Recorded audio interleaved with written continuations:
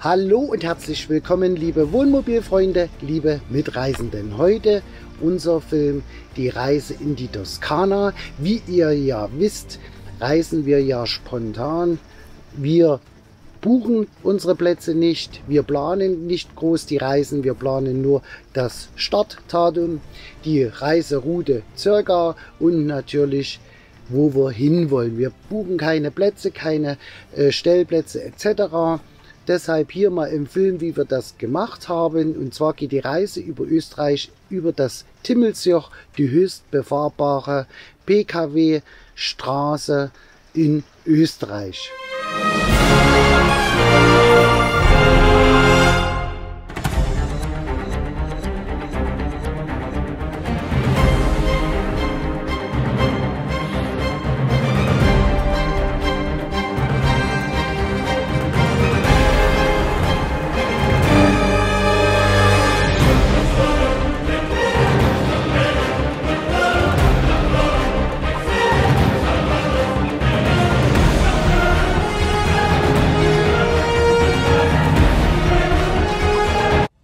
Ja, liebe Wohnmobilfreunde, wie man hier sehen kann, haben wir unser Reisemobil fertig eingeräumt. Die Garage ist voll.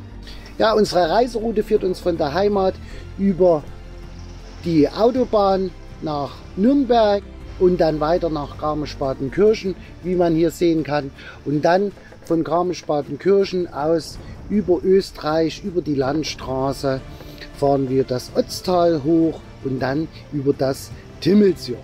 Einen Zwischenstopp haben wir hier gemacht, und zwar in der Nähe von Ingolstadt an der Autobahn A9 in Greding haben wir einen Stellplatz gefunden, freistehend, ohne Ver- und Entsorgung.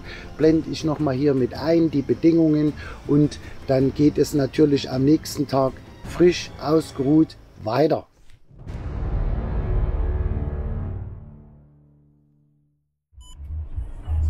Wir sind auf dem Weg nach Italien. Da ist die Mama mit der dicken Backe. Und die Chantal sitzt hier hinten. Ja. So, und der Papi sitzt am Steuer, wie immer. Und wir sind jetzt gerade auf der Autobahn in Richtung München. So, Richtung München. Ja, hier sind wir jetzt angekommen auf unserem zweiten Platz, den wir uns jetzt hier im Zwischenstopp rausgesucht haben. Der Campingplatz an der Zugspitze. Wir sind einfach rangefahren und wollten uns dort natürlich auch mit Freunden treffen. Reservieren haben die nicht für Wohnmobile. Somit sind wir einfach rangefahren und haben für uns und unsere Bekannten den Wohnmobilstellplatz da reserviert vor Ort. Wie man hier sehen kann, eine Kombination aus Campingplatz und Wohnmobilstellplatz, sehr schön gelegen mit einem direkten Blick auf die Zugspitze.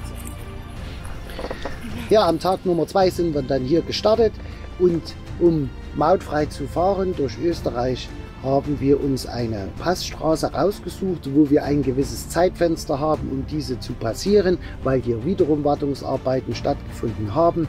Das haben uns die netten Damen hier an der Rezeption verkündet. Somit haben wir uns zeitlich darauf eingerichtet und sind in aller Frühe los. Unser eigentlicher Plan war hier über den Reschenpass zu fahren.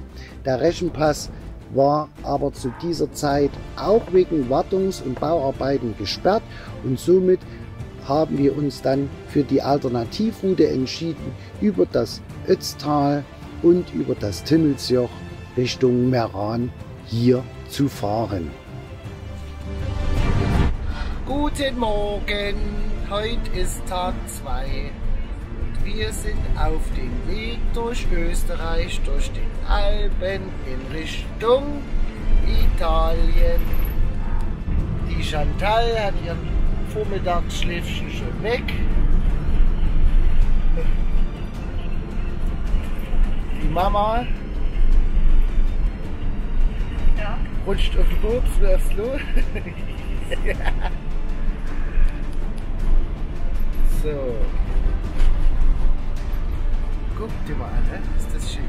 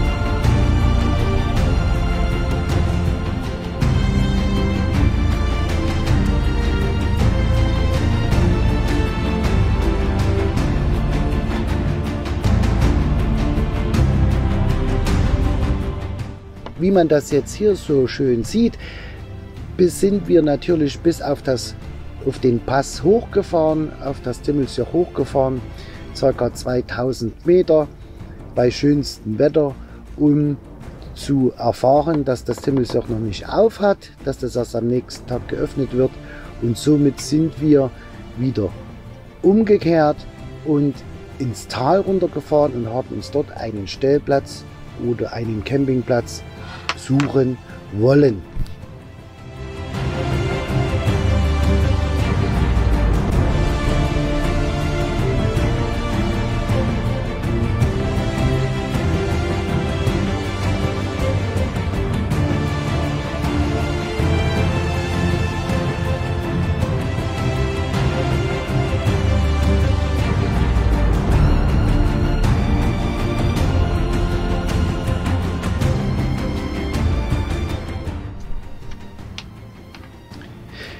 Hier sehen wir noch einmal die Lage von dem Campingplatz Ötztal in Langenfeld mit direktem Blick auf die Alpen und auf den Pass.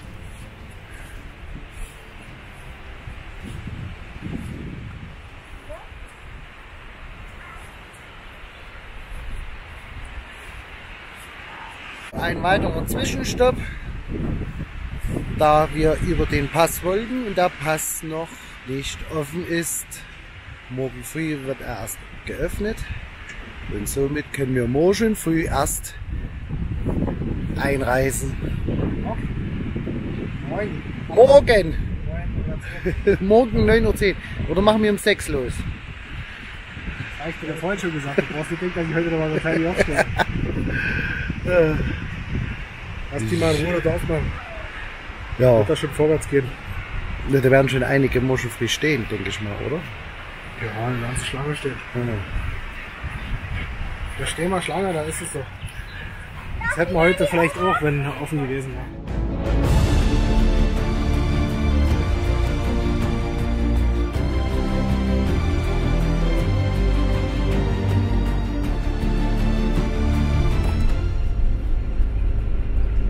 So, ein zweiter Versuch über den Pass zu fahren. Vor uns die Fahrräder. Hier, schaut an, die strampeln den Pass hoch.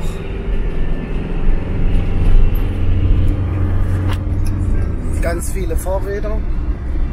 In 106 und wir fahren jetzt hoch Verkehrsstörung auf den mittlerer Pass. Geschwindigkeit 40 Kilometer pro Stunde. Ja, den Pass hochgefahren, wie man es hier wunderschön sehen kann. Schnee, dichter Nebel. Viele Fahrradfahrer unterwegs, viele Motorradfahrer unterwegs, die natürlich den Pass hochgefahren sind, um natürlich auch diese Passeröffnung, diese Passüberquerung durchführen zu lassen. Das war der erste Tag, wo der Pass Timmelsjoch hier in dem Jahr 2019 eröffnet worden ist. Hier sehen wir nochmal auf der Karte den Routenverlauf von der Passstraße Timmelsjoch. Und hier sehen wir nochmal wundervoll, wie wir mit dem Reisemobil, mit dem Wohnmobil die Passstraßen hochgefahren sind. Hüben und drüben bis zu 6-7 Meter hohe schneegefräste Wände, Der Pass wurde an den vorliegenden Tagen erst frisch geräumt und freigefräst.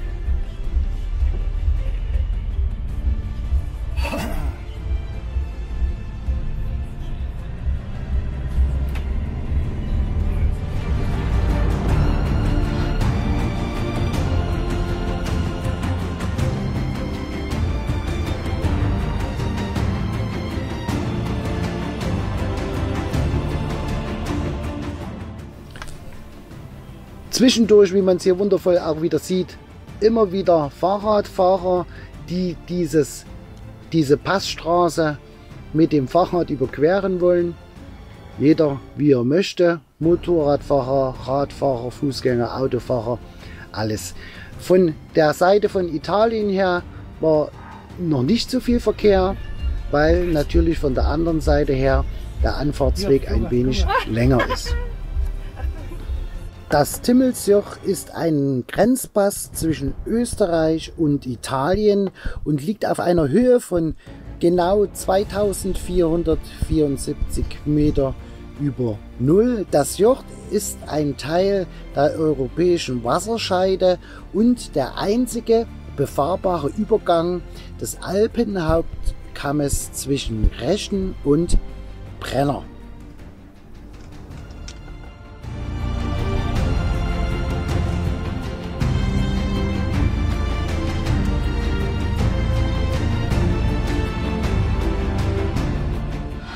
Die Öffnungszeiten von dem Pass liegen zwischen Juni und Oktober. Das heißt, in Oktober bis Juni ist der Pass geschlossen. Wiederum ist der Pass geschlossen von 20 Uhr bis früh 7 Uhr. Da kann man den Pass nicht überqueren. Ansonsten ist er passierbar oder man kann sich auch über das Internet informieren, ob der Pass offen ist oder geschlossen ist.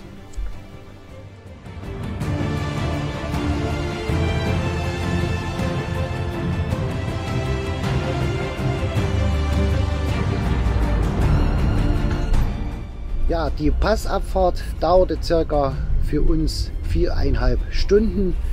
Für meine Frau natürlich eine Qual, wie man es hier auch im Hintergrund oder im Ton mithören kann. Meine Frau hat da Höhenangst oder wie man das nennen kann, weil wir hier ganz eng und ganz knapp an dem Abgrund entlang gefahren sind. Und das war natürlich nicht so weltbewegend für meine Frau, wie man es jetzt hier hören kann. Aber das ist ja das Interessante an so einer Passüberquerung.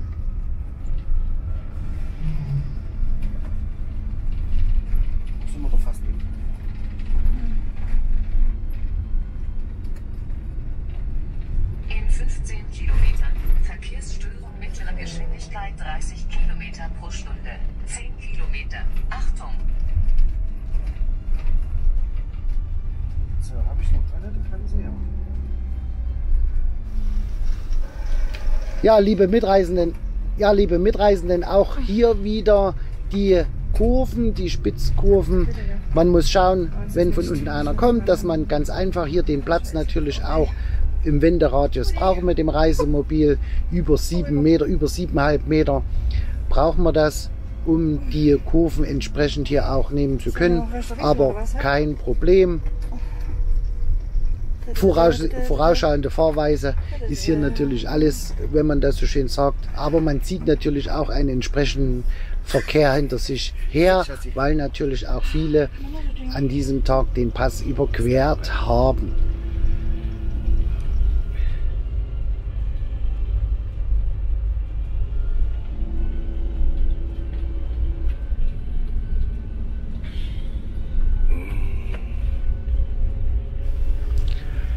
Motorradfahrer haben uns natürlich immer wieder überholen können. Den haben wir auch hier die Möglichkeit gegeben. Man sieht es hier, wenn man mal hochschaut, eine Schlange, die man hinter sich herführt mit PKWs. Ich sage dann immer dazu, ehrenamtlicher Staumelder in der ersten Reihe. Nützt alles nichts. Wenn natürlich eine Gelegenheit sich bietet, fährt man natürlich mit dem Reisemobil rechts raus und lässt natürlich den Verkehr erstmal hier vorbei. Hier sieht man wieder eine Spitzkehre Man muss das Ganze ein bisschen einbremsen und natürlich erstmal den Gegenverkehr hier vorbeilassen.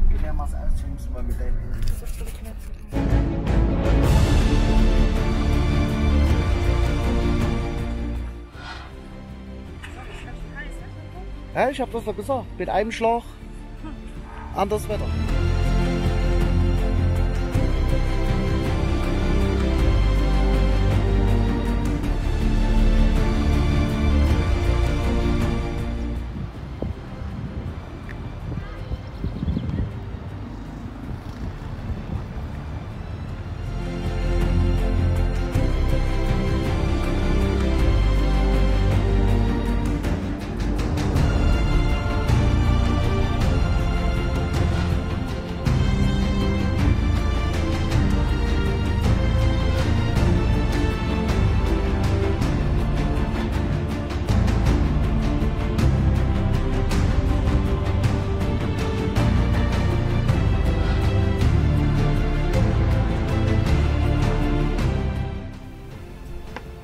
Ja, liebe Mitreisenden, beim wunderschönsten Wetter, wie man hier sieht, sind wir über die Berge an den Gardasee gefahren. Das war unser nächster Stopp.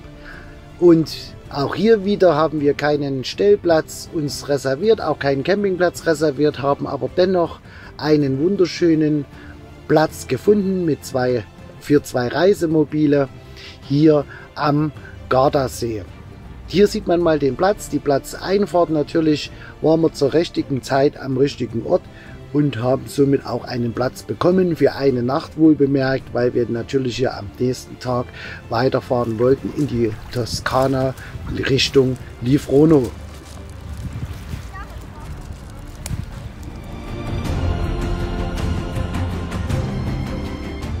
Unser eigentliches Ziel, die Toskana, ein wunderschöner Campingplatz, südlich gelegen von Vada, von Rosignano. Und zwar, wenn man südlich fährt in Richtung Cesena, von Vada hat man hier mehrere Campingplätze und Stellplätze. Hier muss man schauen, nicht gleich den ersten nehmen. Der erste Campingplatz sind keine Hunde erlaubt. Wir haben dann den zweiten genommen. Hier sind Hunde auch im Sommer erlaubt. Das ist der Campingplatz Rada Etruska Vada. Blende ich nochmal mit ein. Ein Film, beziehungsweise blende ich nochmal mit ein. Hier die Lage in der Karte von diesem wunderschönen Campingplatz. Wir haben 38 Grad. Die Familie ist schon im Wasser. Im Hintergrund sehen wir es. Hier sind sie im Wasser. Okay. Wunderschön. Auch hier wieder, liebe Wohnmobilfreunde, einfach ranfahren. Platz ist genug. Hier waren wir die Ankunftszeit am 9. Juni. Es sind noch keine Ferien in Italien, die gehen erst am 15. los. Somit hat man hier ausreichend Platz. Wir standen auf dem Campingplatz direkt am Meer, circa 40 bis 50 Meter, wie man es hier gesehen hat, bis zum Strand. Was wir hier auch empfehlen können, ist ein Besuch der Stadt Cesena. Hier sind an verschiedenen Tagen Markttage, können wir sehr empfehlen. Die Markttage, auch hier wunderbar Inspiration zum Markt in Cesena und natürlich auch ein Rundgang in Cesena. Eis? Ist Eis haben? Ach, hier ist er. Nee, so eine Kuppe nicht.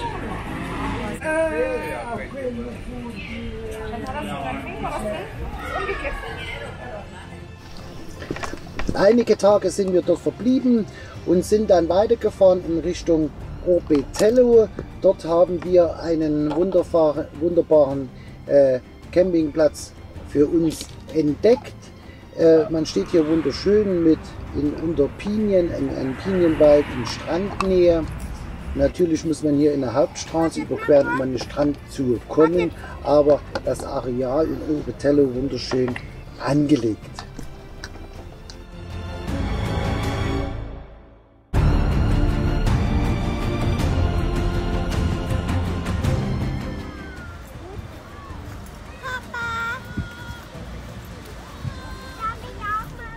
Am 15. Juni sind wir dann weitergefahren Richtung wieder Norden und haben uns da einen Platz rausgesucht, Baia Verde, in einen Campingplatz im Pinienwald mit hohen Pinien, und natürlich kann man sich hier wunderbar die Plätze aussuchen. Die sind zwar parzelliert in dem Pinienwald, aber wundervoll gelegen, direkt am Strand, man hat Schatten. Und Problem hierbei ist aber in dieser Jahreszeit, die Pinien hängen noch und können natürlich auch runterfallen. Wird man darauf hingewiesen, ist aber uns hier nichts passiert, ist auch keine runtergefallen oder aufs Wohnmobil drauf.